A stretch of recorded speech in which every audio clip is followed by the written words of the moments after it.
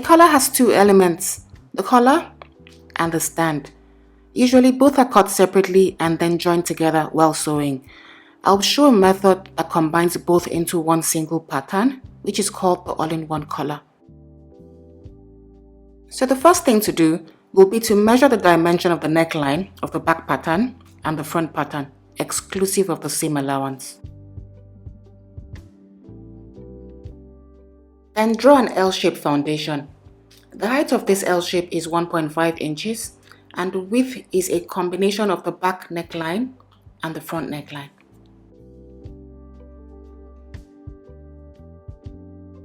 Now find a point half an inch above the end of the horizontal line and then connect it to the center of the horizontal line with a smooth curve. Now draw a straight line at the end of the curved line, 1.5 inches long.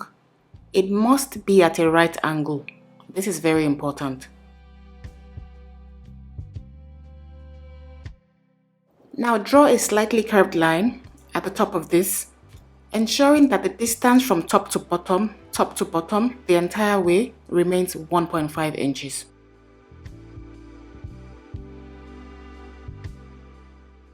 Now to create the button stand extension, draw a line 3/4 of an inch and then connect with a curved line from the top.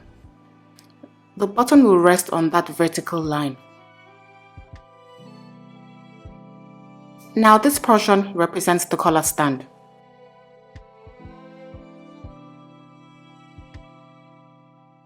To create the collar itself, draw two lines 2 inches long.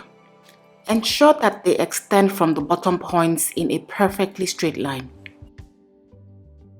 Draw a slightly curved line at the top, also ensuring that the distance from top to bottom, the entire way remains 2 inches.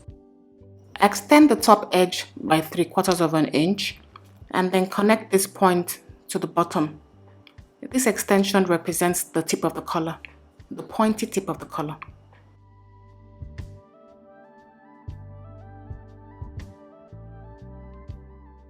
Then carefully cut out the pattern.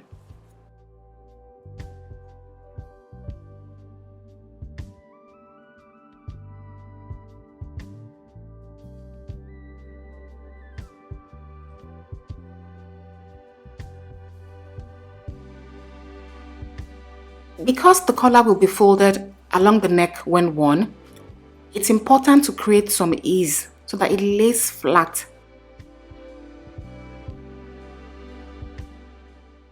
The slash and spread technique will be used to achieve this. So section the collar pattern as evenly as possible with 3 lines.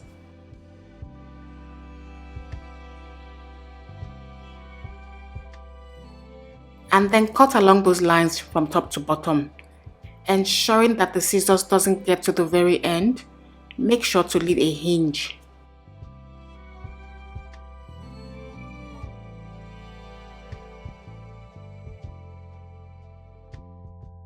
After slashing, spread out the open lines by 1/8 of an inch in the 3 locations. Place on another piece of paper and glue it down, keeping those gaps open. I like to use glue stick.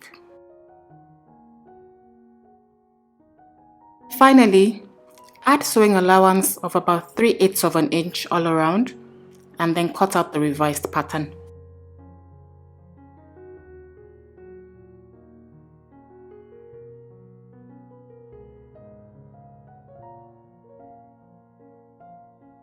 Because this is a half pattern, the straight edge, which is the center back line, should be placed against folded fabric.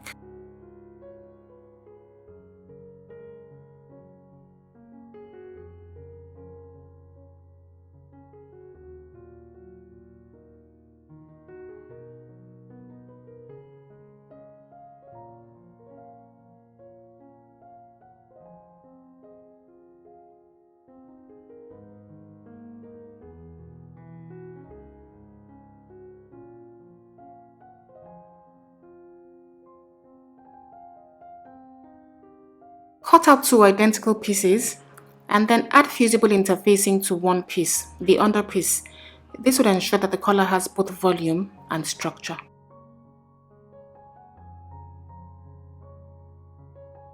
Pin both pieces carefully, ensuring perfect alignment along the curved edges, the top and the sides.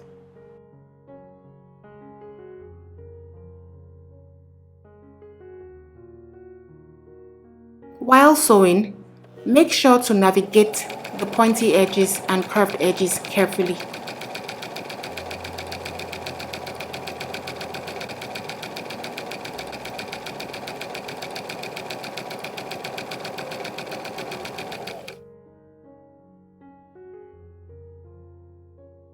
And after sewing, trim down the sewing allowance at the sides and top, and then press the sewing allowance at the bottom upwards so that it encases the neckline nicely.